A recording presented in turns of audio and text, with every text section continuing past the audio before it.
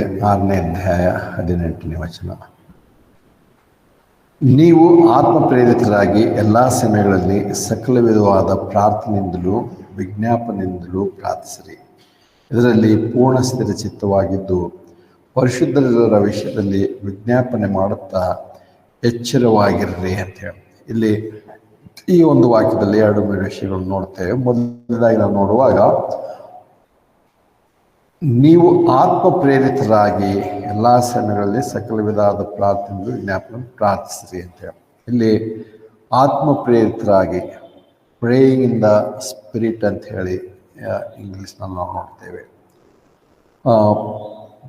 ಆತ್ಮ ಪ್ರೇರಿತರಾಗಿ ಪ್ರಾರ್ಥನೆ ಮಾಡುವಂಥದ್ದು ಅಂತ ಹೇಳಿ ಮೊದಲದಾಗಿ ಈ ವಿಷಯಕ್ಕೆ ಬರುವಾಗ ನೋಡ್ತೇವೆ. ಆತ್ಮದಿಂದ ಪ್ರಾರ್ಥನೆ ಅಂದ ತಕ್ಷಣ ಕೆಲವು ಗುಂಪಿನವರು ನಾವು ನೋಡ್ತೇವೆ, ಅವರು ಅನ್ಯ ಭಾಷೆಯಲ್ಲಿ ಅಥವಾ ಟಂಗ್ಸ್ ಅಂತ ಹೇಳಿ ಹೋಗ್ತಾರೆ. ಅನ್ಯ ಭಾಷೆಯಲ್ಲಿ ಮಾತಾಡೋದು, ಆತ್ಮನಲ್ಲಿ ಪ್ರಾರ್ಥನೆ ಮಾಡೋದು ಅಂದರೆ ಅನ್ಯ ಭಾಷೆಯಲ್ಲಿ ಮಾತನಾಡೋದು ಅಂತ ಹೇಳಿ ಹೋಗ್ತಾರೆ.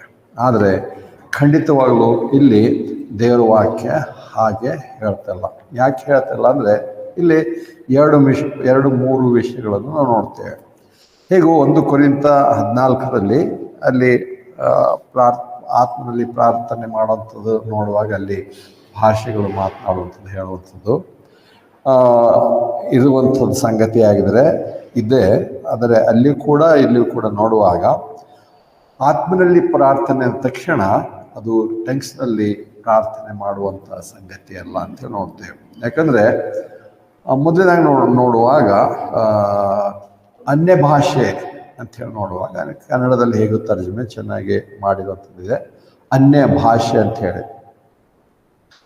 ಟಂಗ್ಸ್ ಅಂತ ತಕ್ಷಣ ಇಂಗ್ಲೀಷ್ನಲ್ಲೂ ಅದೇ ಅರ್ಥ. ಆದರೆ ಅನೇಕ ಸಾರಿ ಎಲ್ಲರೂ ಒಂದೇ ರೀತಿ ಕೆಲವು ಶಬ್ದ ಮಾಡುವಂಥದ್ದು, ಅವು ಯಾವುದೇ ಪದಗಳಲ್ಲ, ಭಾಷೆಗಳಲ್ಲ, ಯಾವುದೇ ಭಾಷೆಯ ಪದಗಳಲ್ಲ, ಕೇವಲ ಏನಂತಾರೆ ಶಬ್ದ ಮಾಡುವಂಥದ್ದು ಅವರು ಮಾಡಿಕೊಂಡು ಅವರೆಲ್ಲರೂ ಕೆಲವು ಗುಂಪಿನವರು ಅವರು ನಾವು ಏನಂತಾರೆ ಅನ್ಯ ಭಾಷೆಯಲ್ಲಿ ಮಾತಾಡ್ತೇವೆ, ಆತ್ಮದಲ್ಲಿ ಪ್ರಾರ್ಥನೆ ಮಾಡ್ತೇವೆ, ದೇವರೊಂದಿಗೆ ಮಾತನಾಡ್ತೇವೆ. ಯಾಕಂದರೆ ಅಲ್ಲಿ 1 ಕೊರಿಂಥ 14 ನೋಡುವಾಗ ಆತ್ಮದಲ್ಲಿ ಪ್ರಾರ್ಥನೆ ಮಾಡುವಂಥ ಅಥವಾ ಅನ್ಯ ಭಾಷೆ ಮಾಡುವಂಥವ್ರು ಅವರು ಬೇರೆಯವರೊಂದಿಗೆ ಮಾತನಾಡದೆ ದೇವರೊಂದಿಗೆ ಮಾತನಾಡ್ತಾರೆ ಅಂತ ಹೇಳಿರುವಂಥದ್ದು ಅಲ್ಲಿ ಉಂಟು. ಆದರೆ ಅಲ್ಲಿ ಹೇಳಿರುವಾಗ ಹೇಗೂ ಅದಕ್ಕೆ ಬಂದ ಹಾಗೆ ನಾವು ನೋಡ್ತೇವೆ, ದೇವರೊಂದಿಗೆ ಮಾತನಾಡೋದು ಅಂದ ತಕ್ಷಣದಲ್ಲಿ ಕೆಲವರಿಗೆ ಆ ಒಂದು ಯೋಚನೆ ಬರುತ್ತೆ. ಏನಂದರೆ 1 ಕೊರಿಂಥ 13ರಲ್ಲಿ ಹೇಳಿದ ಪ್ರಕಾರ ದೇವದೂತರ ಭಾಷೆ, ಅದಕ್ಕೆ ಪರಲೋಕದ ಭಾಷೆ ದೇವದೂತರ ಭಾಷೆ ಅಂತ ಹೇಳಿ ಇನ್ನು ಕೆಲವರು ಅದನ್ನು ವಿಂಗಡಿಸುವ ನೋಡ್ತೇವೆ. ಆದರೆ ಈ ಎಲ್ಲ ಸಂಗತಿಗಳಲ್ಲಿ ನಾವು ನೋಡುವಾಗ ನಾವು ಈ ಸಂಗತಿಗಳಲ್ಲಿ ಒಂದು ನಿಲುವನ್ನು ಹೊಂದಿರುವ ಅದನ್ನೇ ನಾವು ಮೊದಲನೇ ಭಾಗಕ್ಕೆ ಬರ್ತೇವೆ. ಈ ಪ್ರಾರ್ಥನೆಯ ಭಾಗಕ್ಕೆ ಬರುವಾಗ ಏನಂದರೆ 11ನೇ ವಚನದಲ್ಲಿ ನಾವು ನೋಡ್ತೇವೆ, ಅದೇ 6ನೇ ಅಧ್ಯಾಯ 11ನೇ ವಚನದಲ್ಲಿ ನೀವು ಸೈತಾನನ ತಂತ್ರೋಪಾಯಗಳನ್ನು ಎದುರಿಸಿ ನಿಲ್ಲುವುದಕ್ಕೆ ಶಕ್ತರಾಗುವಂತೆ ದೇವರ ಆಯುಧಗಳನ್ನು ಧರಿಸಿಕೊಳ್ಳ್ರಿ. ಯಾಕಂದರೆ ನಾವು ಹೋರಾಡುವಂಥ ರಕ್ತ ಮಾಂಸಗಳ ಸಂಗಡ ಅಲ್ಲ ಅಂತ ಹೇಳಿ. ಆದರೆ ಇಲ್ಲಿ ನಾವು ನೋಡುವಾಗ ಏನಂದರೆ ಈ ಒಂದು ಅಧ್ಯಾಯದಲ್ಲಿ ಬಲಗೊಳ್ಳುವಂಥದ್ದು ಅಥವಾ ನಿಂತುಕೊಳ್ಳೋದ್ರ ಬಗ್ಗೆ ಅಥವಾ ನಮ್ಮ ನಿಲುವು, ನಮ್ಮ ಒಂದು ಸ್ಟ್ಯಾಂಡ್ ಏನಾಗಿರುತ್ತೆ ಅಂತ ಹೇಳಿ ನೋಡ್ತೇವೆ. ಈ ಒಂದು ಸಂಗತಿ ಟಂಗ್ಸ್ ಅಥವಾ ಅನ್ಯ ಭಾಷೆ ಅಂತ ಬರುವಾಗ ಅನೇಕರು ಇವತ್ತು ಆ ವಿಷಯದಲ್ಲಿ ಸ್ಪಷ್ಟವಾದಂಥ ನಿಲುವನ್ನು ಹೊಂದಿಲ್ಲ.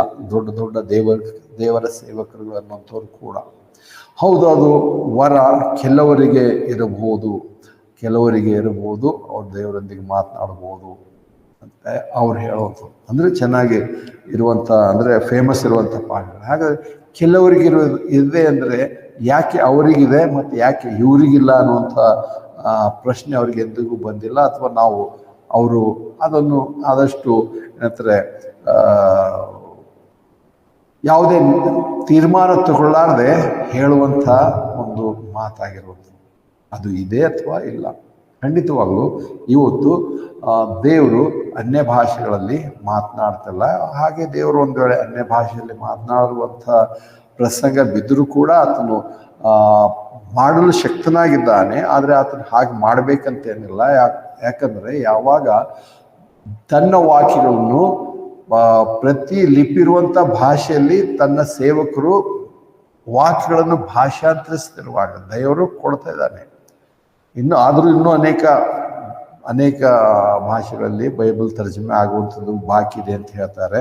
ಆದರೆ ಹೇಗೂ ಯಾವಾಗ ಈ ಒಂದು ಏನಂತಾರೆ ಭಾಷಾಂತರ ಮಾಡುವಂಥ ಒಂದು ವ್ಯವಸ್ಥೆ ಹೊಂದಿದೆ ಶುರು ಆಗಿದೆಯೋ ಅಲ್ಲಿವರೆಗೂ ದೇವರು ಅದು ಬರೋವರೆಗೂ ದೇವರು ಅದರ ಅವಶ್ಯಕತೆ ಇತ್ತು. ಮತ್ತು ಪ್ರಾರಂಭದ ದಿವಸಗಳಲ್ಲಿ ಮತ್ತು ಮೊದಲನೆಯ ಏನಂತಾರೆ ಪೇತ್ರನ ಒಂದು ಪ್ರಸಂಗದಲ್ಲಿ ಕೂಡ ನೋಡ್ತೇವೆ, ಅಲ್ಲಿ ದೇವರು ಹೇಳುವಂಥದ್ದನ್ನು ಅವರು ನೇರವಾಗಿ ಜನರಿಗೆ ಹೇಳಬೇಕಾಗಿತ್ತು. ಮತ್ತು ಅಲ್ಲಿ ಸೇರಿ ಬಂದಿರುವಂಥ ಅನೇಕ ದೇಶಗಳ ಜನರಿಗೆ ಅನೇಕ ದೇಶಗಳ ಜನರು ಯಾರಂದರೆ ಅವರು ಯಹೂದ್ಯರೇ. ಅವರು ಪಂಚಾಶತ್ತಮ ಹಬ್ಬವನ್ನು ಆಚರಿಸೋದಕ್ಕೆ ಸೇರಿ ಬಂದಿರುವಾಗ ಅವರವರ ಭಾಷೆಗಳಲ್ಲಿ ಇವರು ಅಪೊಸ್ತಲರು ನಿಂತುಕೊಂಡು ಮಾತನಾಡಿರೋದು ಭಾಷೆ. ಯಾವಾಗಲೂ ಬೈಬಲಲ್ಲಿ ಭಾಷೆ ಅಂತೇಳಿ ಹೇಳಿರುವಂಥದ್ದು ಹೊರತು ಕೇವಲ ಶಬ್ದ ಮಾಡುವಂಥದ್ದಲ್ಲ. ಆದರೆ ಇವತ್ತಿನ ಅನೇಕರು ಶಬ್ದ ಮಾಡ್ತಾರೆ ಹೊರತು ಭಾಷೆ ಅವರಲ್ಲಿಲ್ಲ. ಮತ್ತು ಅವ್ರು ಹೇಳ್ತಾರೆ ಇಲ್ಲ ಭಾಷೆ ಮಾತಾಡೋದು ಅದಕ್ಕೆ ಅರ್ಥ ಹೇಳುವಂಥವ್ರು ಕೂಡ ಒಬ್ರು ಇರಬೇಕು. ಅದನ್ನು ಆ ವಾಕ್ಯಲ್ಲಿ 14ನೇ ವಚನದ 1 ಕೊರಿಂಥ 14ರಲ್ಲಿ ಹೇಳಿರುವಂಥದ್ದು ಉಂಟು. ಅದಕ್ಕೆ ಅವರು ಹಾಗೆ ಹೇಳ್ತಾರೆ. ಆದರೆ ಅದೇ ಸಮಯಕ್ಕೆ ಪೌಲನು ಕೂಡ ಹೇಳ್ತಾನೆ, ಅಂದರೆ ಒಂದು ವೇಳೆ ಯಾರಾದರೂ ಅಂದರೆ ಭಾಷೆಯನ್ನು ತರ್ಜಮೆ ಮಾಡೋಂಥವ್ರು ಇಲ್ಲದೆ ಹೋದರೆ ಆ ಭಾಷೆ ಆಡುವಂಥ ಅವಶ್ಯಕತೆ ಇಲ್ಲ, ಭಾಷೆ ಮಾತಾಡಬೇಡ್ರಿ.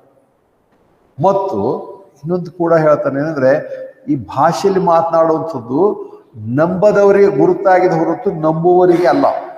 ಇದು ಗುರುತಾಗಿದೆ ಅಂತ ಹೇಳಿ ನೋಡುವಾಗ, ಗುರುತು ಅಂತ ತಕ್ಷಣ ಇಂಗ್ಲೀಷ್ನಲ್ಲಿ ಸೈನ್ಸ್ ಅಂತ ಹೇಳಿ ನೋಡ್ತೇವೆ. Science wonders miracles. ಇದು ಸೈನ್ಸ್ ಅಂತೇಳಿ ನೋಡುವಾಗ ಮತ್ತೆ ಅಲ್ಲಿ ನಾವು ನೋಡ್ತೇವೆ ಏನಂತಾರೆ ಪೌಲನು ಕೂಡ ಮತ್ತು ಕರ್ತನಾದ ಯೇಸು ಕ್ರಿಸ್ತನು ಕೂಡ ಹೇಳಿರುವಂಥದ್ದು ಏನಂದರೆ ಯಹೂದ್ಯರಿಗೆ ಸೂಚಕ ಕಾರ್ಯ, ಯಹೂದ್ಯರಿಗೆ ಸೈನ್ಸ್ ಬೇಕಾಗಿತ್ತು. ಅದು ಅವರಿಗೆ ದೇವರೇ ತೋರಿಸಿದ್ದು, ದೇವರೇ ಕಲಿಸ್ಕೊಂಬಂದಿರುವಂಥದ್ದು. ಆದರೆ ಗ್ರೀಕರಿಗೆ ಸೈನ್ಸ್ ಬೇಕಾಗಿರಲಿಲ್ಲ. ಅವರಿಗೆ ಏನಂತಾರೆ ಅಲ್ಲಿ ನಾವು ಜ್ಞಾನ ಅಂತ ನೋಡ್ತೇವೆ.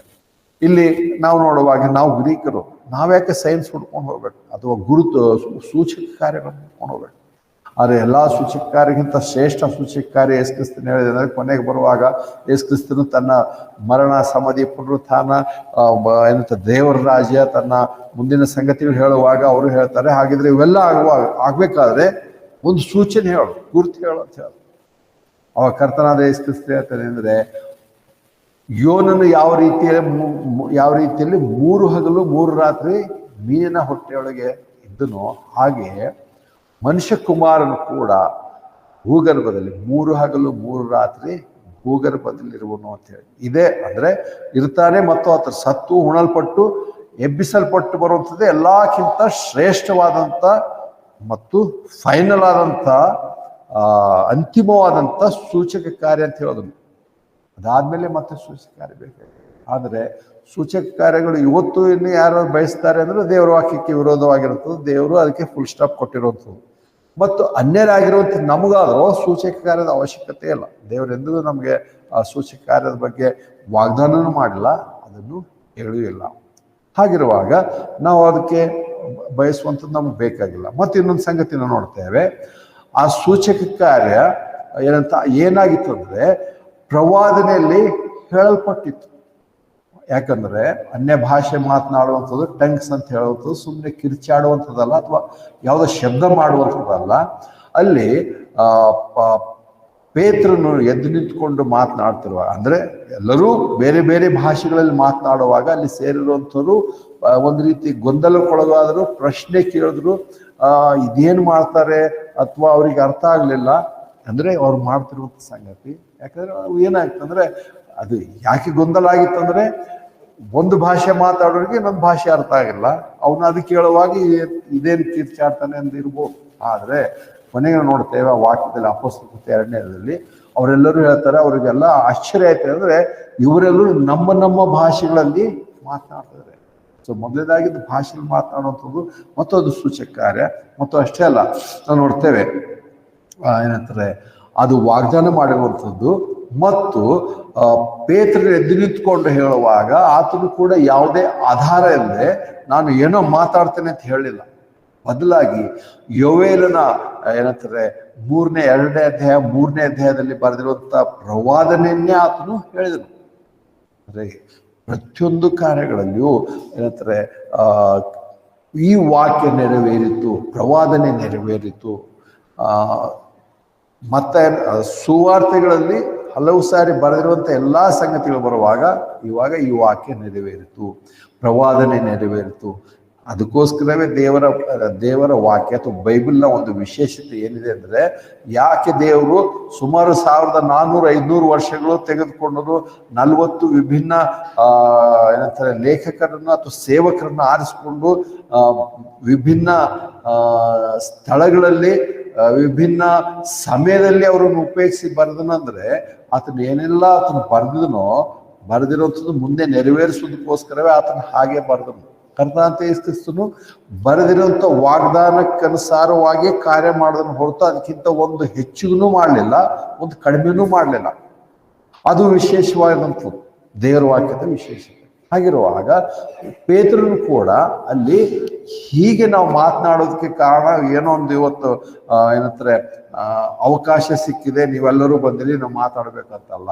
ಬದಲಾಗಿ ದೇವರು ಮೊದಲೇ ಹೇಳಿದನು, ಹೀಗೆ ಕಡೆ ದಿವಸಗಳಲ್ಲಿ ಪವಿತ್ರಾತ್ಮನನ್ನು ಸುರಿಸ್ತೇನೆ, ಪವಿತ್ರಾತ್ಮನ ಸುರಿಸಿದಾಗ ಹೀಗೆಲ್ಲ ಆಗುತ್ತೆ. ಅದಕ್ಕೋಸ್ಕರ ಅದರ ಒಂದು ಭಾಗವಾಗಿ ಇವತ್ತು ನಾವು ಬೇರೆ ಬೇರೆ ಭಾಷೆಗಳಲ್ಲಿ ಮಾತನಾಡ್ತಿದ್ದೇವೆ ಹೊರತಾಗಿ ಇವತ್ತು ಕೆಲವರು ಕಿರ್ಚಾಡುವ ಪ್ರಕಾರ, ಕೇವಲ ಶಬ್ದಗಳು ಮಾಡುವ ಪ್ರಕಾರ ಪೇತ್ರನು ಉಳಿದವರು ಮಾಡಲಿಲ್ಲ.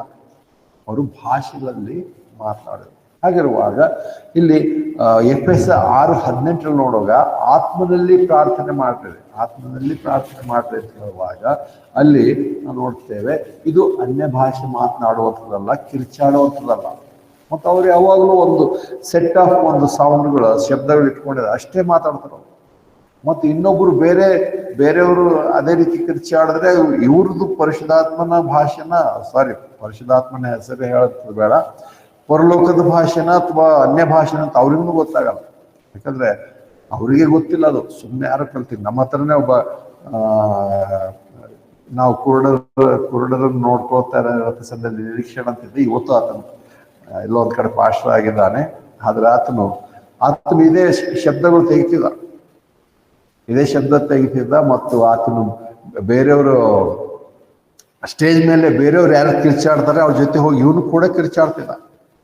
ಅವ್ರಿನ್ನೂ ಗೊತ್ತಾಗ್ತಿರ್ಲಿಲ್ಲ ಇವನ್ ಮಾತಾಡೋದು ಏನಿದೆ ಅಂತ ಹೇಳಿ. ಇವನಿನ್ನು ಅವ್ರ ಮಾತಾಡೋದು ಗೊತ್ತಿರಲಿಲ್ಲ. ನಾವು ಅವನಿಗೆ ಕೇಳಿದೆವು, ಏನು ಹೇಗೆ ಮಾಡ್ತೇನೆ? ಇಲ್ಲ ಬ್ರದರ್, ನಾನು ಹೀಗೆ ಇವ್ರ ಜೊತೆ ಕಲ್ತಿದ್ದೇನೆ ಅಷ್ಟೇ, ಇವ್ರು ಮಾಡಪ್ಪು ನಾನು ಕಲ್ತಿದ್ದೇನೆ ಅಂತ. ಅವನಿಗೆ ಅದರಲ್ಲಿ ಭಾಷೆನೂ ಇಲ್ಲ, ಏನಿಲ್ಲ. ಒಂದು ವೇಳೆ ಹಾಗೇನಾದ್ರಿಂದ ಯಾರೋ ಅಲ್ಲಿರೋಂಥವ್ರು ಯಾರಾದ್ರೂ ಒಬ್ರು ಕಂಡುಹಿಡಿಬೇಕು, ಇವ್ರು ನಿಜವಾಗ್ಲೂ ಭಾಷೆ ಮಾತಾಡ್ತಾನ ಆಡ್ತಾ ಇಲ್ಲ ಅಂತ ಹೇಳಿ. ಆದ್ರೆ ಅದಿಲ್ಲ, ಭಾಷೆ ಅಲ್ಲ. ಮತ್ತು ನೋಡ್ತೇವೆ ಹಾಗಿಲ್ಲ. ಮತ್ತು ಅದು ಒಂದು ಸೂಚಕ ಕಾರ್ಯವಾಗಿತ್ತು. ಅದು ಸೂಚಕ ಕಾರ್ಯದ ಬಗ್ಗೆ ಪ್ರವಾದನೆಯಲ್ಲಿ ಹೇಳಲ್ಪಟ್ಟಿತ್ತು. ಪ್ರವಾದನೆ ನೆರವೇರಿಕೆಯಾಗಿ ಅಲ್ಲಿ ಮಾತನಾಡಿದ್ರು. ಮತ್ತು ನಾವು ನೋಡ್ತೇವೆ ಇನ್ನೊಂದು ಭಾಗ ನೋಡುವಾಗ ಅದರ ಅವಶ್ಯಕತೆ ದೇವರ ವಾಕ್ಯವು ಲಿಖಿತ ರೂಪದಲ್ಲಿ ಸಿಗೋದಕ್ಕಿಂತ ಮುಂಚೆ ದೇವರು ನೇರವಾಗಿ ಸೇವಕರ ಮೂಲಕ ಮಾತನಾಡುವಂಥದ್ದು ಒಂದು ಅವಶ್ಯಕತೆ ಇತ್ತು. ಇವತ್ತು ದೇವರ ವಾಕ್ಯ ಕೊಟ್ಟಿದ್ದಾನೆ ದೇವರು. ಅದಕ್ಕೋಸ್ಕರ ನಾವು ಆ ವಾಕ್ಯಗಳನ್ನು ನಾವು ಚರ್ಚ್ನಲ್ಲಿ ಯಾವುದೇ ಪ್ರಾರ್ಥನಾ ಕೂಟಗಳಲ್ಲಿ ಆ ವಾಕ್ಯಗಳನ್ನು ಓದಿ ಧ್ಯಾನ ಮಾಡ್ತೇವೆ, ಅದು ಹೊತ್ತು ಬೋಧನೆ ಮಾಡ್ತೇವೆ ಅಥವಾ ಪ್ರಸಂಗ ಮಾಡ್ತೇವೆ. ಅವತ್ತಿನ ಕಾಲಕ್ಕೆ ಅವುಗಳು ಇರಲಿಲ್ಲ. ಅವತ್ತಿನ ಕಾಲಕ್ಕೆ ಹಳೆ ಒಡಂಬಡಿಕೆಯಲ್ಲಿರುವಂತ ಒಟ್ಟು ಏನಂತಾರೆ ಮೋಶ ಧರ್ಮ ಶಾಸ್ತ್ರ 5 ಗ್ರಂಥಗಳು ಮುಖ್ಯವಾಗಿ ಇತ್ತು. ಅದ್ರ ನಂತರ ಕೆಲವು ಪ್ರವಾದನೆಗಳು ಇತ್ತು. ಕರ್ತನಾದ ಯೇಸು ಕ್ರಿಸ್ತನ ಲೂಕನ ಸುವಾರ್ತೆ 4ನೇ ಅಧ್ಯಾಯದಲ್ಲಿ ನೋಡ್ತೇವೆ, ಯೆಶಾಯ ಪ್ರವಾದಿಯ ಪುಸ್ತಕವನ್ನು ಅಥವಾ ಸುರುಳಿಯನ್ನು ತೆಗೆದುಕೊಂಡು ಅದರಲ್ಲಿರುವಂತ ಕೆಲವು ವಾಕ್ಯಗಳನ್ನು ಆತನು ಓದನು. ಮತ್ತು ಕೆಲವು ವಾಕ್ಯಗಳನ್ನು ಓದಿದನಂದ್ರೆ ಮತ್ತೆ ಅದರಲ್ಲಿ ಎಷ್ಟು ಒಂದು ಸ್ಪಷ್ಟತೆ ನೋಡ್ತೇವೆ ಅಂದ್ರೆ ಡಿಸ್ಪೆನ್ಸೇಷನಲ್ಲಿ ಅಥವಾ ಹೇಗೆ ದೇವರು ಒಂದು ರೀತಿ ತನ್ನ ಆಡಳಿತವನ್ನು ವಿಭಿನ್ನ ಸಮಯದಲ್ಲಿ ಹೇಗೆ ನಡೆಸ್ತಾರೆ ಅನ್ನುವುದರ ಒಂದು ಅರ್ಥವಾಗಿ ಏಷ್ಯಾದಲ್ಲಿ ಹೇಳಿರುವಂತಹ ಪ್ರವಾದನೆಯ ವಾಕ್ಯಗಳನ್ನು ಪರಿಪೂರ್ಣವಾಗಿ ಕರ್ತನಾದ ಯೇಸು ಕ್ರಿಸ್ತನು ಓದಲಿಲ್ಲ.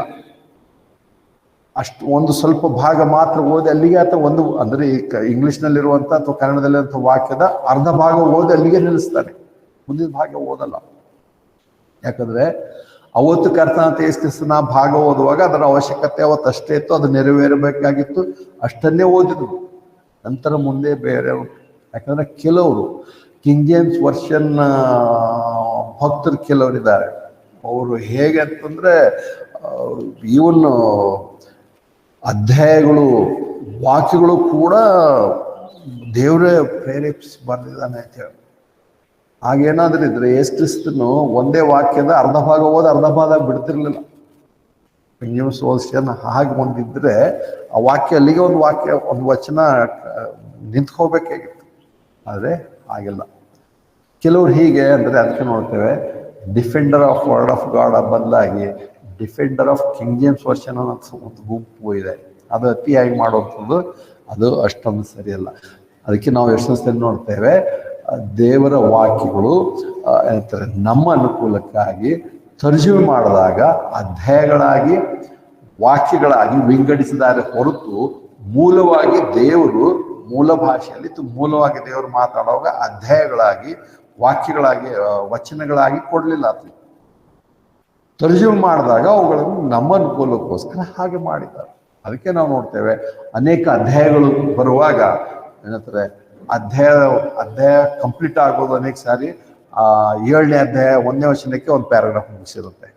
ಯಾಕಂದ್ರೆ ಅದು ವಾಕ್ಯ ಅದರ ವಿಷಯ 6ನೇ ಅಧ್ಯಾಯದಲ್ಲೇ ಇದೆ. ಮುಂದಿನ ಭಾಗ ಮುಂದಿಂದ ಈ 1ನೇ ವರ್ಷದಿಂದ 2ನೇ ವರ್ಷದಿಂದ ಪ್ರಾರಂಭವಾಗೋದು ನೋಡ್ತೇವೆ. ಅದಕ್ಕೆ ಅಂತ ಅನೇಕ ರೀತಿಯಲ್ಲಿ ಅಷ್ಟೊಂದು ಅಂಧಭಕ್ತಿ ಯಾವುದರಲ್ಲೂ ಇಡುವಂಥದ್ದು ಸರಿಯಲ್ಲ. ಹೀಗೆ ಅಂತಾರೆ ದೇವರು ಮೂಲ ಭಾಷೆಯಲ್ಲಿ ಮಾಡಿ. ಅದಕ್ಕೋಸ್ಕರ ನೀವು ನೋಡುವಾಗ ಕರ್ತನಾದ ಯೇಸು ಕ್ರಿಸ್ತನು ಕೂಡ ಆ ಪ್ರವಾದನೆ ನೆರವೇರಿಸೋದಕ್ಕೋಸ್ಕರ ಹೇಳಿದನು. ಹಾಗೆ ಆ ದೇವಾಲಯಕ್ಕೆ ಬಂದಾಗ ಕರ್ತನಾದ ಯೇಸು ಕ್ರಿಸ್ತನು ಯೆಶಾಯನ ಗ್ರಂಥವನ್ನು ತೆಗೆದುಕೊಂಡು ಅದನ್ನು ಓದಿದ ಮೇಲೆ ಕೆಲವು ಸಂಗತಿಗಳನ್ನ ಮಾಡಿದ್ರು.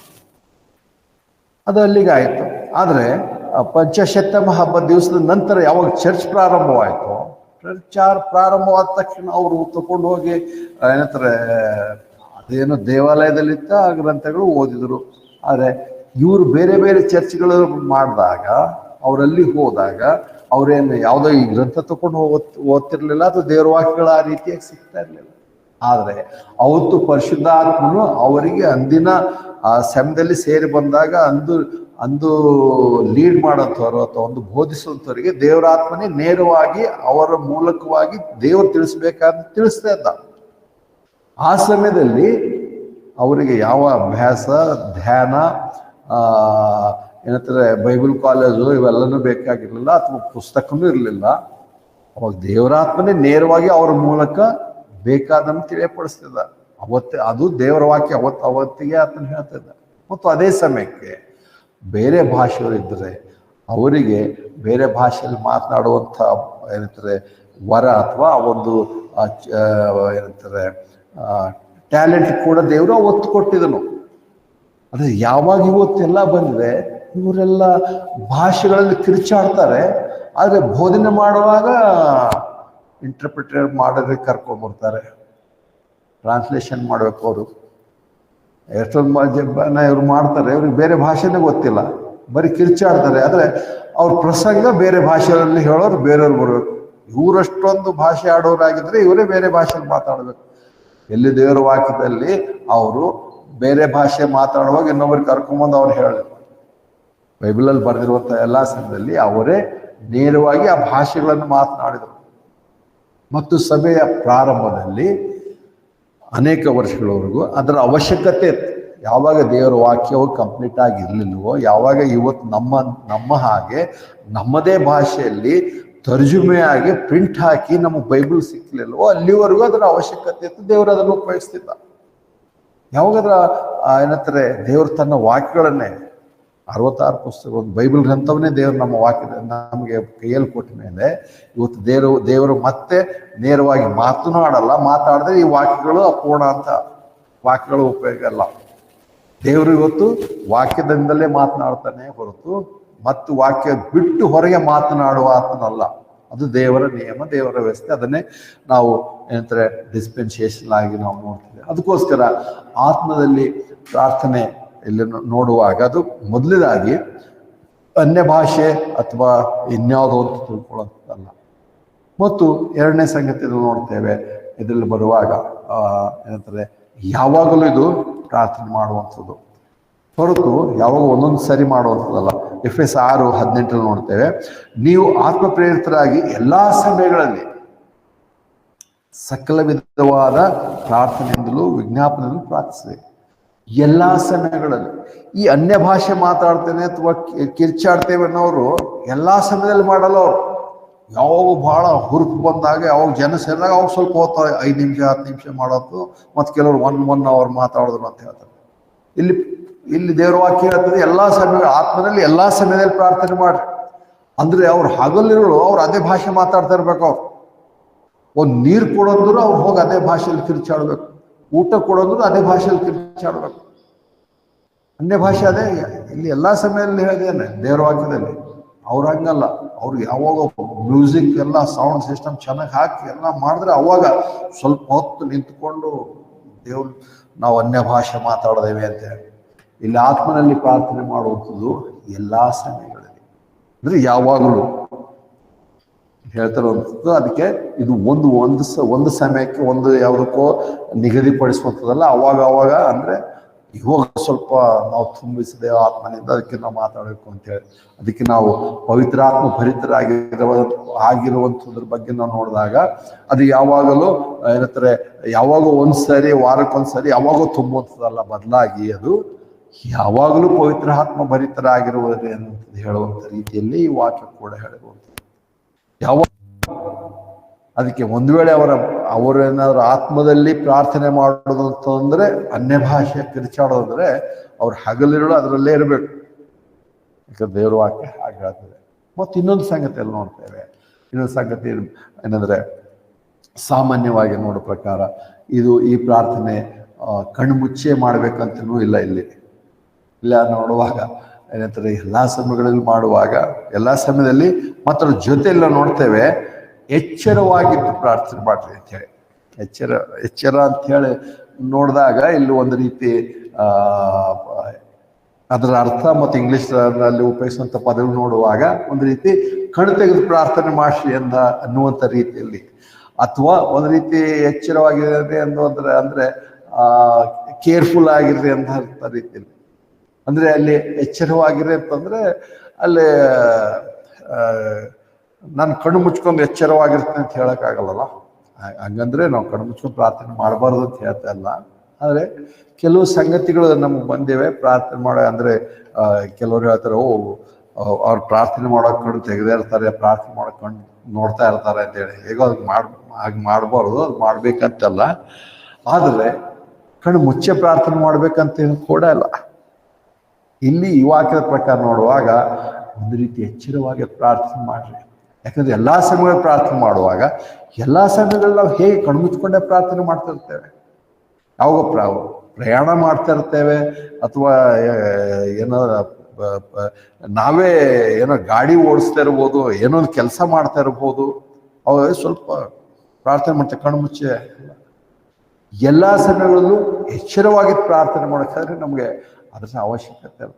ಅದಕ್ಕೆ ಕೆಲವು ಗುಂಪಿನವ್ರು ಮಾಡಿದಾರಲ್ಲ, ಪ್ರಾರ್ಥನೆ ಅಂತ ತಕ್ಷಣ ಆಕಾಶದ ಕಡೆ ಕೈ ಎತ್ತೇ ಪ್ರಾರ್ಥನೆ ಮಾಡಬೇಕು, ಇಲ್ಲ ಪ್ರಾರ್ಥನೆ ಅಂತ ತಕ್ಷಣ ಮೊಣಕಾಲೂರೇ ಪ್ರಾರ್ಥನೆ ಮಾಡಬೇಕು.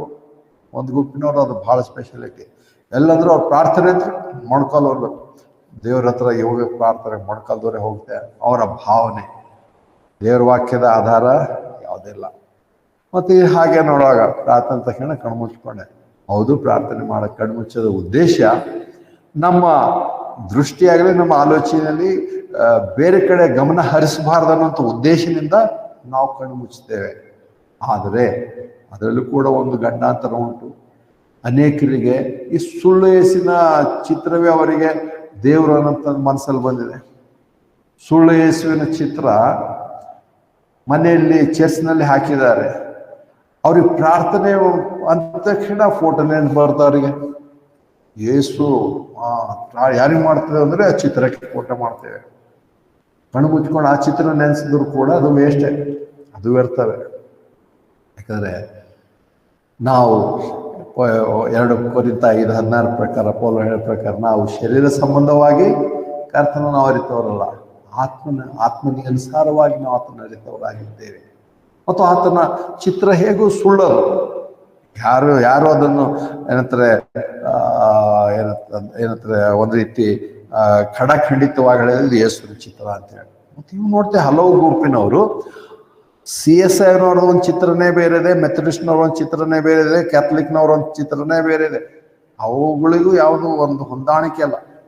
ಮತ್ತೊಂದೊಂದು ವಯಸ್ಸಾಗಿನ ಚಿತ್ರವೇ, ಅದಕ್ಕೆ ಅವ್ರು ಹೇಳ್ತಾರೆ ಇದು ಮುಪ್ಪಿನ ವಯಸ್ಸಿನ ಚಿತ್ರ, ಇದು ಸ್ವಲ್ಪ ಬಾಲ್ಯದಲ್ಲಿರುವಂಥ ಚಿತ್ರ ಅಂತ.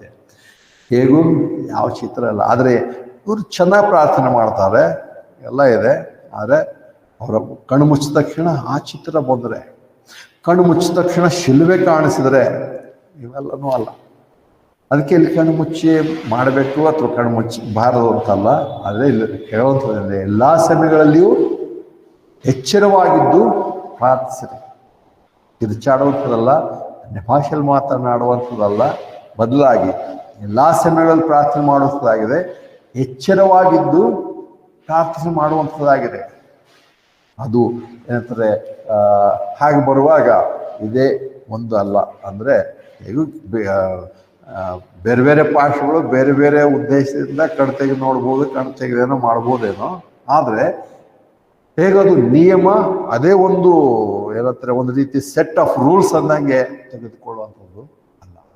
ಅಂದರೆ ನಾವು ಪ್ರಾರ್ಥನೆ ತಕ್ಷಣ ಅದೇ ಮಾಡಬೇಕು ಅಂತಲ್ಲ. ಪ್ರಾರ್ಥನೆ ಅಂದ ತಕ್ಷಣ ಚಪ್ಪಲಿ ಬಿಚ್ಚಿಡಬೇಕು, ಪ್ರಾರ್ಥನೆ ಅಂದ ತಕ್ಷಣ ಶೂ ಬಿಚ್ಚಿಡಬೇಕು, ಪ್ರಾರ್ಥನೆ ಅಂದ ತಕ್ಷಣ ಮೊಣಕಾಲು ಊರಬೇಕು, ಪ್ರಾರ್ಥನೆ ಅಂದ ತಕ್ಷಣ ಕಣ್ಣು ಮುಚ್ಚಬೇಕು. ಇವೆಲ್ಲವುಗಳ ಅವಶ್ಯಕತೆ ಇಲ್ಲ. ಇವೆಲ್ಲವುಗಳು ಕೇವಲ ನೋಡ್ತೇವೆ. ಅದೇ ನಾವು ನೋಡೋ ಪ್ರಕಾರ ಮರ್ಮ ಮತ ಬಾಬೇಲ್ ಮತ, ಅದೇ ಏನಂತಾರೆ ಮರ್ಮ ಮತ ಅಂತ ಹೇಳಿ ಪ್ರಕಟಣೆ ಗ್ರಂಥದಲ್ಲಿ ನಾವು ಗುರುವಾರ ಅಭ್ಯಾಸ ಮಾಡ್ತಿರೋ ಹಾಗೆ, ಅದು ಏನಂತಾರೆ ಬ್ಯಾಬೆಲ್ ರಿಲಿಜನ್ ಅನ್ನುವಂಥದ್ದು. ಆ ಒಂದು ರಿಲಿಜನ್ ಎಲ್ಲದರಲ್ಲೂ ಸೇರಿ ಬಂದಿದೆ. ಸತ್ಯವನ್ನು ಬಿಟ್ಟು ಅದು ಆಚರಣೆಗಳಿಗೆ ಬಹಳ ಮುಖ್ಯ ಸ್ಥಾನ ಕೊಟ್ಟು ಜನ ನಂಬ್ಕೊಂಡು ಹೋಗಿದ್ದಾರೆ. ಹೀಗೆ ಮಾಡ್ಬೇಕು, ಇದೇ ಆಗುತ್ತೆ, ಇದೇ ರೀತಿ ಅಂತ ಹೇಳಿ. ಅದಕ್ಕೆ ಇಲ್ಲಿ ನಾವು ನೋಡುವಾಗ ಆತ್ಮನಲ್ಲಿ ಪ್ರಾರ್ಥನೆ ಅಂದ ತಕ್ಷಣ ಈ ಸಂಗತಿಗಳು ಅಲ್ಲ. ಮತ್ತು ಅದರ ಜೊತೆಯಲ್ಲ ನೋಡ್ತೇವೆ, ಆತ್ಮನ ಅಂದ ತಕ್ಷಣ ಆ ಸಂಗತಿಗಳಲ್ಲ ಅಂದ್ರೆ ಅದರ ಜೊತೆಯಲ್ಲಿ ನೋಡ್ತೇವೆ ಆತ್ಮನಲ್ಲಿ ಮಾಡುವಂಥ ಕಾರ್ಯಗಳು ಅನೇಕ ವಿಷಯಗಳು ಹೇಳಿದ್ದಾರೆ. ಇವಾಗ ಹೇಗೂ ಅಷ್ಟೊಂದು ಸಮಯ ಇಲ್ಲ, ಆಲ್ರೆಡಿ ಇದರಲ್ಲೇ ಬಹಳ ಸಮಯ ಕಳೆದೆವು. ಏನಂದ್ರೆ ಪ್ರಾರ್ಥನೆ ಆತ್ಮನಲ್ಲಿ ಮಾಡುವಂಥ ಕೇವಲ ಪ್ರಾರ್ಥನೆ ಮಾತ್ರ ಆತ್ಮನಲ್ಲಿ ಮಾಡುವಂತ ಹೇಳಿಲ್ಲ.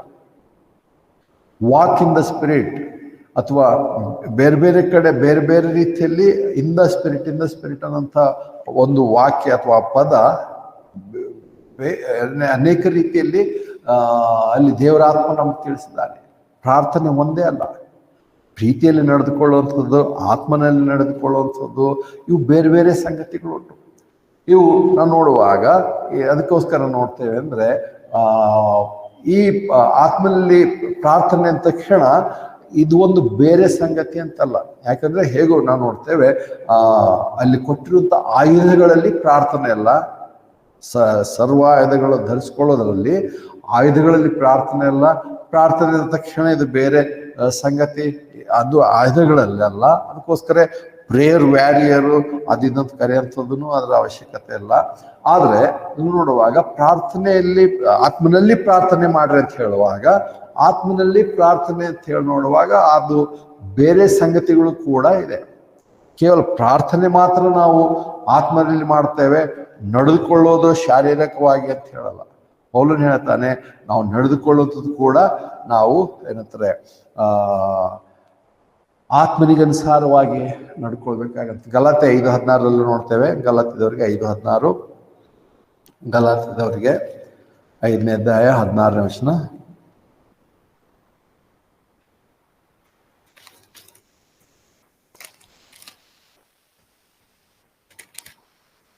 ಗಲಾತ್ಯ 5:16, ನಾನು ಹೇಳೋದೇನೆಂದರೆ ಆತ್ಮನನ್ನು ಅನುಸರಿಸಿ ನಡೆದುಕೊಡ್ರಿ, ಆಗ ನೀವು ಶರೀರ ಭಾವದ ಅಭಿಲಾಷೆನ ಎಷ್ಟು ಮಾತ್ರಕ್ಕೂ ನೆರವೇರಿಸೋದಿಲ್ಲ. ಆತ್ಮನಲ್ಲಿ ನಡ್ಕೊಳ್ರಿ ಅಂತ ಹೇಳಿ, ಅಥವಾ ಅಕಾರ್ಡಿಂಗ್ ದ ಸ್ಪಿರಿಟ್, ಇದನ್ನ ಇಂಗ್ಲೀಷಲ್ಲಿ ಗೊತ್ತಿಲ್ಲ ಏನಂತಾರೆ, ಇಲ್ಲ ಇಂಗ್ಲೀಷ್ನಲ್ಲಿ ವಾಕ್ ಇನ್ ದ ಸ್ಪಿರಿಟ್ ಅಂತ ಹೇಳಿ ನೋಡ್ತೇವೆ. ಅದೇ 25 ನಿಮಿಷ ನೋಡ್ತೇವೆ. ನಾವು ಆತ್ಮನಲ್ಲಿ ಜೀವಿಸೋದಾದ್ರೆ ಆತ್ಮನಲ್ಲಿಯೇ ನಡೆಯೋಣ. If we live in the spirit, let us also walk in the spirit. So ಪ್ರಾರ್ಥನೆ ಅನ್ನುವಂಥದ್ದು, ಪ್ರಾರ್ಥನೆ ಮಾತ್ರ ಆತ್ಮನಲ್ಲಿ, ನಡೆಯುವಂಥದ್ದು ಮಾತ್ರ ಬೇರೆ ಅಂತ ಹೇಳ್ತಲ್ಲ. ಇದು ಅದಕ್ಕೆ ಸಂಬಂಧಪಟ್ಟದ್ದು. ಪರಿಶುದ್ಧಾತ್ಮನನುಸಾರವಾಗಿ ಪರಿಶುದ್ಧಾತ್ಮನಲ್ಲಿಯೇ ನಡೆಯೋದಕ್ಕೆ ಸಂಬಂಧಪಟ್ಟಂಥದ್ದಾಗಿದೆ. ಅದಕ್ಕೆ ನಾವು ನೋಡ್ತೇವೆ ಅಂದರೆ ಏನಂತಾರೆ, ಆತ್ಮನಲ್ಲಿ ನಡೆಯುವಂಥದ್ದು ಇನ್ನೂ ಅನೇಕ ವಾಕ್ಯಗಳುಂಟು. ಪರಿಶುದ್ಧಾತ್ಮನಲ್ಲಿ ನಾವು ಮಾಡಬೇಕಾಗಿರುವಂಥ ಕಾರ್ಯಗಳು ಅಂದರೆ ಅವೆಲ್ಲಗಳು ಒಟ್ಟಾಗಿ ಆತ್ಮೀಯತಾನೆ. ನೀವು ಹೀಗೆ ಅಂದರೆ ಅದರ ಭಾಗವಾಗಿ ನೀವು ಆತ್ಮನಲ್ಲಿ ಪ್ರಾರ್ಥನೆ ಅಂದ ತಕ್ಷಣ ಅದೇ ಸೆಪ್ರೇಟ್ ವಾಕ್ಯ, ಅದೇ ಒಂದು ಬೇರೆ ಬೋಧನೆ, ಅದಕ್ಕೆ ನಾವು ಅನ್ಯ ಭಾಷೆ ಅಥವಾ ಬೇರೆ, ಅದಕ್ಕೆ ಬೇರೆ ಭಕ್ತಿ ಅಲ್ಲ. ಆತ್ಮನಲ್ಲಿ ನಡೆದುಕೊಳ್ಳೋ ಹೊರತು ಆತ್ಮನಲ್ಲಿ ಪ್ರಾರ್ಥನೆ ಮಾಡೋದು ಸಾಧ್ಯ ಅಲ್ಲ. ಒಂದಕ್ಕೆ ಒಂದು ಸಂಬಂಧ. ಮತ್ತು ಆತ್ಮನಲ್ಲಿ ನಡ್ಕೊಳ್ಬೇಕಾದ್ರೆ ನಡೆದುಕೊಳ್ಳುವಂಥದ್ದನ್ನೇ ಆತನು ಇನ್ನೊಂದು ರೀತಿಯಲ್ಲಿ ಹೇಳಿದಾನೆ. ಅದನ್ನೇ 5ನೇ ಅಧ್ಯಾಯ 18 ನೋಡ್ತೇವೆ. FS 5:18 ಪವಿತ್ರ ಆತ್ಮ ಭರಿತರಾಗಿರುವಂಥದ್ದು. 5:18 ಮದ್ಯಪಾನ ಮಾಡಿ ಮತ್ತರಾಗಬೇಡ್ರಿ, ಯಾಕಂದ್ರೆ ಅದರಿಂದ ಪಟ್ಟಿಂಗತನ ಹುಟ್ಟುತ್ತದೆ. ಆದರೆ ಪವಿತ್ರ ಆತ್ಮನಿಂದ ತುಂಬಿದವರಾಗಿರ್ರಿ. ಪವಿತ್ರಾತ್ಮನಿಂದ ತುಂಬಿಸಲ್ಪಟ್ಟಾಗಲೇ ನಾವು ಏನಂತಾರೆ ಆತ್ಮ ಭರಿತರಾಗಿ ನಾವು ಜೀವಿಸೋದಕ್ಕೆ ಅಥವಾ ನಡೆಯೋದಕ್ಕೆ ಸಾಧ್ಯವಾಗುತ್ತೆ ಅಂತೇಳಿ. ಅದೇ ಗಲಾತ್ಯ 4:5 ನೋಡೋಣ. ಒಂದು ವೇಳೆ ಆ ವಾಕ್ಯ ಇದ್ರೆ ಗಲಾತ್ಯ 4ನೇ ಅಧ್ಯಾಯ 5ನೇ ವಚನ.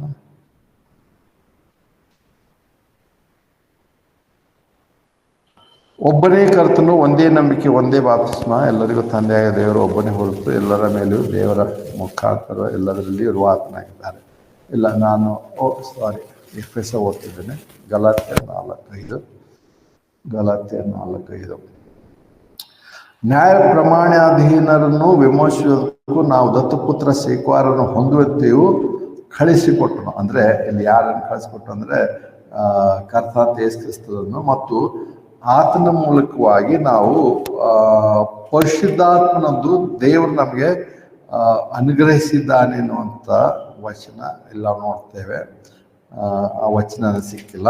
ಆದರೆ ಇಲ್ಲಿ ಕರ್ತನಾದ ಯೇಸು ಕ್ರಿಸ್ತನ ಬರೋಣದ ಕುರಿತು ನಾವು ನೋಡ್ತೇವೆ. 4ನೇ ಅಧ್ಯಾಯ 1ನೇ ನೋಡುವಾಗ, ನಾನು ಈಗ ಹೇಳೋದರೆಂದರೆ ಬಾಧ್ಯನು, ನಾನು ಆಸ್ತಿಗೆಲ್ಲ ದಣಿಯಾಗಿದ್ದರೂ ಬಾಲಕನಾಗಿರುವ ತನಕ ದಾಸನಿಗೂ ಅವನಿಗೆ ಯಾವ ಭೇದವೂ ಇಲ್ಲ. ಆದರೆ ತಂದೆಯು ನೇಮಿಸಿದ ದಿನದವರೆಗೂ ಅವನು ಶಿಕ್ಷಕರ ಮತ್ತು ಮನೆವಾರ್ತೆಯವರ ಕೈಗಳಿರುವುದು. ಹಾಗೆ ನಾವು ಸಹ ಬಾಲಕರಾಗಿದ್ದಾಗ ಲೋಕದ ಮೂಲ ಪಾಠಗಳಿಗೆ ಅಧೀನರಾಗಿದ್ದೆವು. ಆದರೆ ಕಾಲವು ಪರಿಪೂರ್ಣವಾದಾಗ ತನ್ನ ಮಗನನ್ನು ಸ್ತ್ರೀಯಿಂದ ಹುಟ್ಟಿದನ್ನಾಗಿಯೂ ನ್ಯಾಯ ಪ್ರಮಾಣಕ್ಕೆ ಒಳಗಾದನ್ನಾಗಿ ಮಾಡಿ ಕಳಿಸದಲ್ಲದೆ ನ್ಯಾಯ ಪ್ರಮಾಣರಾಗಿರುವವರನ್ನು ಅಧೀನರಾದರನ್ನು ವಿಮೋಚಿಸುವುದಕ್ಕೂ ನಾವು ದತ್ತುಪುತ್ರ ಸ್ವೀಕಾರ ಹೊಂದುವಂತೆಯೂ ಕಳಿಸಿಕೊಟ್ಟನು. ನೀವು ಪುತ್ರರಾಗಿರೋದ್ರಿಂದ ಅಪ್ಪ ತಂದೆ ಎಂದು ಕೂಗುವ ತನ್ನ ಮಗನ ಆತ್ಮನನ್ನು ದೇವರು ನಿಮ್ಮ ಹೃದಯದಲ್ಲಿ ಕಳುಹಿಸಿಕೊಟ್ಟನು. ಹೀಗಿರಲಿ ನೀವು ನೀನು ದಾಸನಲ್ಲ, ಮಗನಾಗಿದ್ದೆ. ಮಗನಿಂದ ಮೇಲೆ ಕ್ರಿಸ್ತನ ಮೂಲಕ ದೇವರಿಗೆ ಬಾಧ್ಯನೂ ಆಗಿದ್ದೆ. ಅಂದ್ರೆ ಇಲ್ಲಿ ಒಂದು ಸಂಗತಿ ನೋಡ್ತಾ ಇದ್ದೇವೆ. ಪವಿತ್ರಾತ್ಮನಲ್ಲಿ ಪ್ರಾರ್ಥನೆ ಮಾಡಿದ್ರೆ ಕೆಲವು ಸಂಗತಿಗಳು ನೋಡಿದೆವು. ಪವಿತ್ರಾತ್ಮನಲ್ಲಿ ಪ್ರಾರ್ಥನೆ ಮಾಡಿದ ತಕ್ಷಣ ಇನ್ನು ಕೆಲವ್ರದೊಂದು ಇದಾಗಿ ಹೋಗಿದೆ. ಅಂದ್ರೆ ನೇರವಾಗಿ ಪವಿತ್ರಾತ್ಮನಿಗೆನೆ ಪ್ರಾರ್ಥನೆ ಮಾಡುವಂಥವ್ರು ಉಂಟು. ಹಾಗೆ ಮಾಡಿದ ತಕ್ಷಣ ತಪ್ಪು ಅಂತ ಏನಲ್ಲ.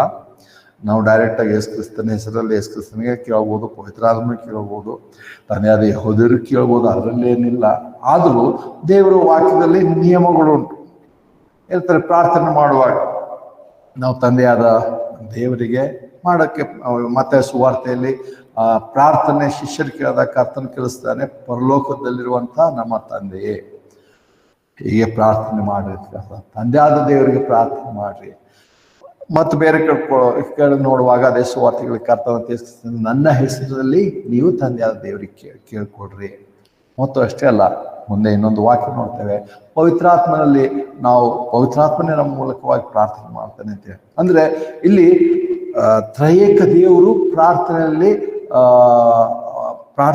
ಆತನ ಒಳಗೊಂಡಿದ್ದಾನೆ. ಆತನ ಮೂವರನ್ನು ನಾವು ಸಂಬೋಧಿಸ್ತಾ ಇದ್ದೇವೆ. ಹಾಗಂದ ತಕ್ಷಣ ತ್ರಯೇಕ ದೇವರು ಅಂತ ಹೇಳಿ ಯಾವಾಗಲೂ ಉಪಯೋಗಿಸಬೇಕಾಗಿಲ್ಲ. ತ್ರಯೇಕ ದೇವರು ಅಂತ ಹೇಳಿ ನಾವು ಉಪಯೋಗಿಸೋದ್ರಿಂದ ಸುಮ್ಮನೆ ಅರ್ಥ ಅಲ್ಲದೆ ಅನೇಕ ಸರಿ ಅನೇಕರು ಉಪಯೋಗಿಸುವಂತ ನೋಡ್ತೇವೆ. ಬೈಬಲಲ್ಲಿ ಎಲ್ಲಿ ತ್ರಯೇಕ ದೇವರ ಬಗ್ಗೆ ಹೇಳಿಲ್ಲ, ಯಾಕಂದ್ರೆ ಹೇಳಿಲ್ಲ ಅಂದ್ರೆ ಪದವನ್ನು ಉಪಯೋಗಿಸಿಲ್ಲ.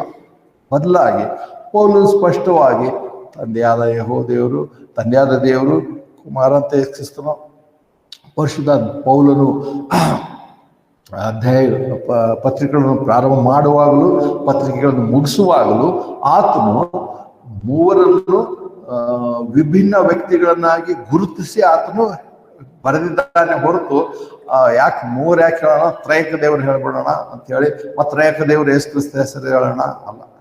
ತ್ರಯೇಕ ದೇವರ ತಕ್ಷಣ ಆತನ ಹೆಸರು ಏನಂದ್ರೆ ಅನೇಕರು ಅದನ್ನೇ ಕೇಳುವಂಥವ್ರು ಉಂಟು, ಕ್ರಿಟಿಕ್ಸ್ ಕೇಳುವಂಥವ್ರು ಉಂಟು, ಮತ್ತು ನಂಬಿರುವಂಥವ್ರು ಕೇಳುವಂಥವ್ರು.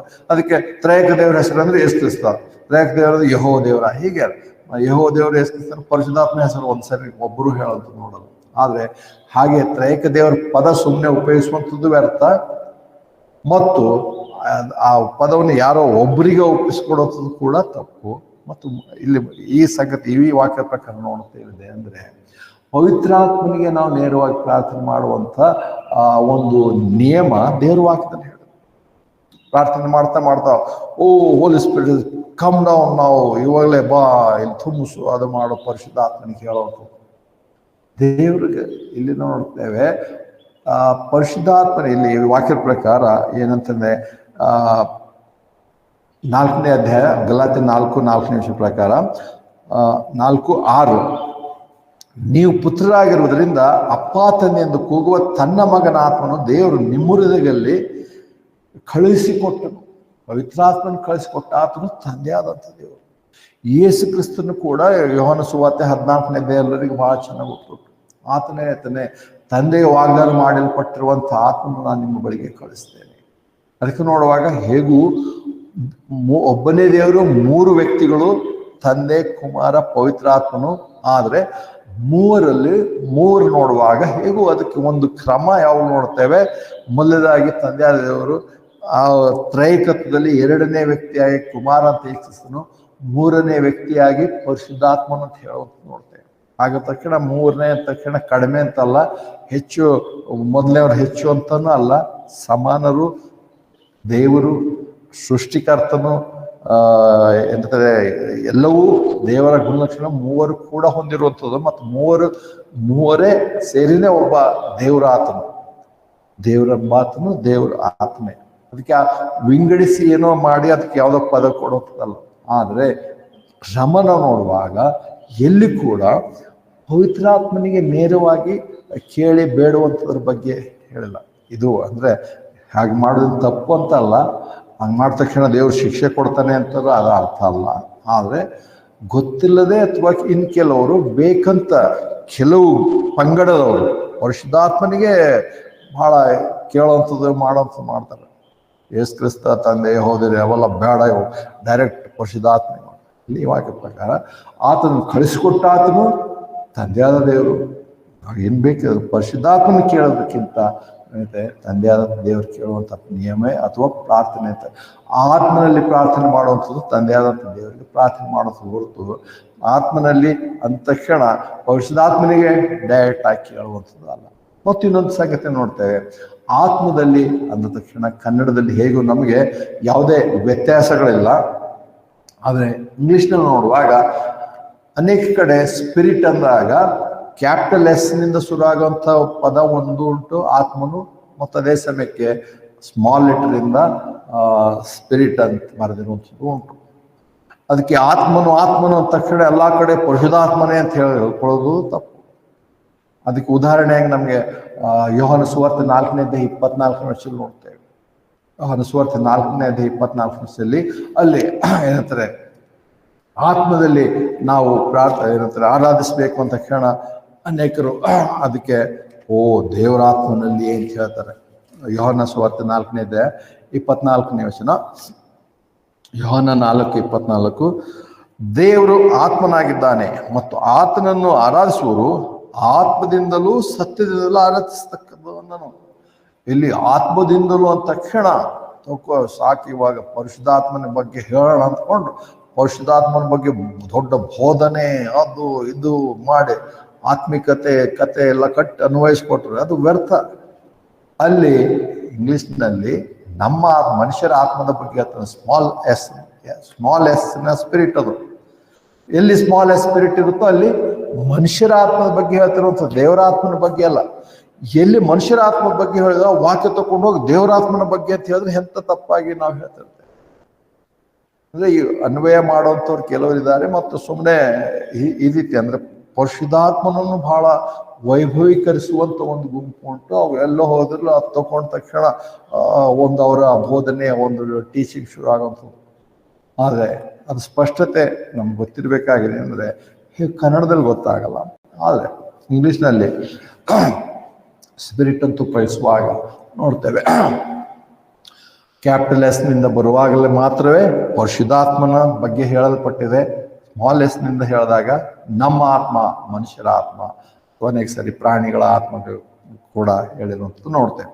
ಹೀಗೆ ನೋಡುವಾಗ ನಾವು ನೋಡ್ತೇವೆ, ನಾವು ಪರಿಶುದ್ಧಾತ್ಮಗನುಸಾರವಾಗಿ ಪ್ರಾರ್ಥನೆ ಮಾಡುವಂಥದ್ದು, ಪರಿಶುದ್ಧಾತ್ಮಗನುಸಾರಿಗೆ ನಡೆಯುವಾಗ, ಪರಿಶುದ್ಧಾತ್ಮನಿಂದ ತುಂಬಿಸಲ್ಪಟ್ಟುವಾಗ ಅದರ ಭಾಗವಾಗಿ ನಾವು ಪ್ರಾರ್ಥನೆ ಮಾಡ್ತೇವೆ. ಮತ್ತು ಪ್ರಾರ್ಥನೆ ಅವಶ್ಯಕವಾಗಿದೆ, ಪ್ರಾರ್ಥನೆ ನಮ್ಮನ್ನು ಬಲಪಡಿಸುವಂಥದ್ದಾಗಿದೆ. ಪ್ರಾರ್ಥನೆ ಇಲ್ಲದೆ ನಾವು ಕಂಪ್ಲೀಟ್ ಆಗಲ್ಲ ಅನ್ನೋಂಥದ್ದು ಒಂದು ಸಂಗತಿ ನಾವು ನೋಡ್ತೇವೆ. ನಾವು ನೋಡೋ ಪ್ರಕಾರ ಅದೇ FS 5:12 ನೋಡ್ತೇವೆ, ಅಥವಾ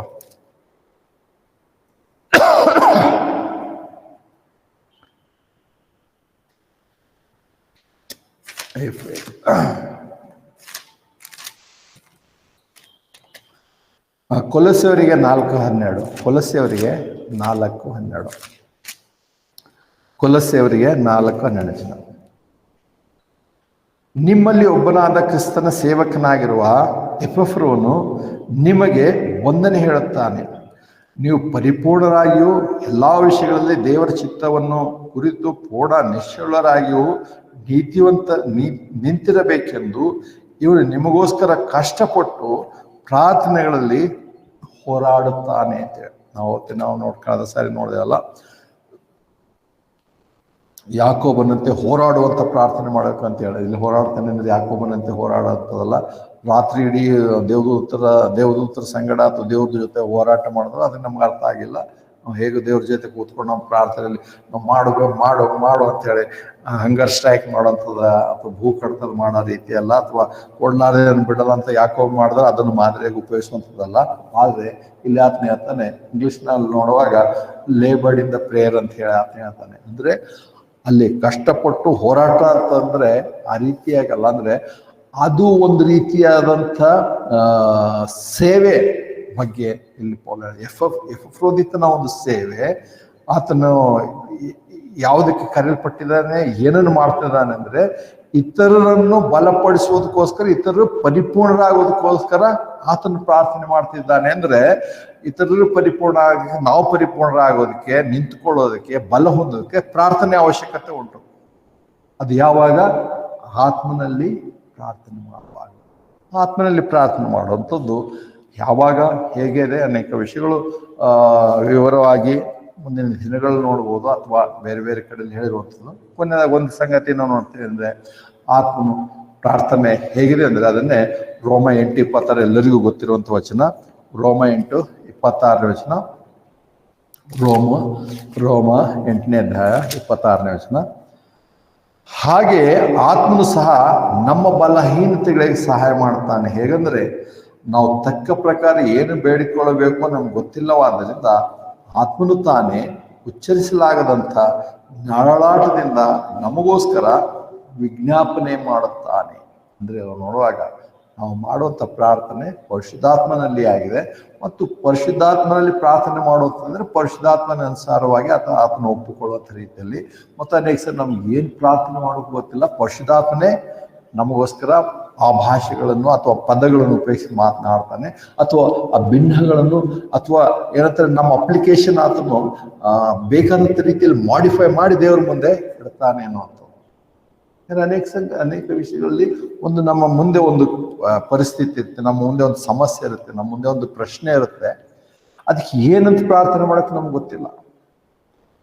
ದೇವರು ಇದರಿಂದ ಬಿಡಿಸು ಅಂತ ಹೇಳಿ ಪ್ರಾರ್ಥನೆ ಮಾಡಬೇಕು ಗೊತ್ತಿಲ್ಲ, ದೇವರು ಇದರಲ್ಲಿ ಎದುರಿಸಬೇಕು ಅಂತ ನಮ್ಗೆ ಗೊತ್ತಿಲ್ಲ, ಅಥವಾ ದೇವರು ಇದರಲ್ಲಿ ನಾನು ಹಾದು ಹೋಗೋದಕ್ಕೆ ನನ್ನ ಬಲ ಕೊಡೋ ಪ್ರಾರ್ಥನೆ ಮಾಡಬೇಕು ಗೊತ್ತಿಲ್ಲ. ಆದರೆ ನಾವು ಪವಿತ್ರಾತ್ಮನಲ್ಲಿ ಪ್ರಾರ್ಥನೆ ಮಾಡುವಂದಾಗ ಆತನು ನಾವು ಏನನ್ನು ಮಾಡಬೇಕೋ ಆತನೇ ಆ ಪದಗಳನ್ನು ಉಪಯೋಗಿಸಿದ ಅಥವಾ ನಮ್ಮ ಗುಣಗುವಿಕೆಯನ್ನು ಆತನ ಅರ್ಥ ಮಾಡಿಕೊಂಡು ಆತನೇ ದೇವರ ಮುಂದೆ ನಾವು ಬೇಕಾದಂತೆ ತಿಳಿಯಪಡಿಸ್ತಾನೆ ಮತ್ತು ಅವುಗಳನ್ನು ನಾವು ಅದನ್ನು ಉಚ್ಚರಿಸುವಂಥವರಾಗಿದ್ದೇವೆ. ದೇವರಾತ್ಮನು ಹಾಗೆ ನಮ್ಮನ್ನು ಸ್ವಾತನಾಗಿ, ಅದಕ್ಕೋಸ್ಕರ ಆತ್ಮದಲ್ಲಿ ಪ್ರಾರ್ಥನೆ ಮಾಡ್ರಿ ಅಂತ ಹೇಳುವಾಗ ಇಷ್ಟೊಂದು ಸಂಗತಿಗಳನ್ನು ನೋಡಿದ್ದೇವೆ. ಸೊ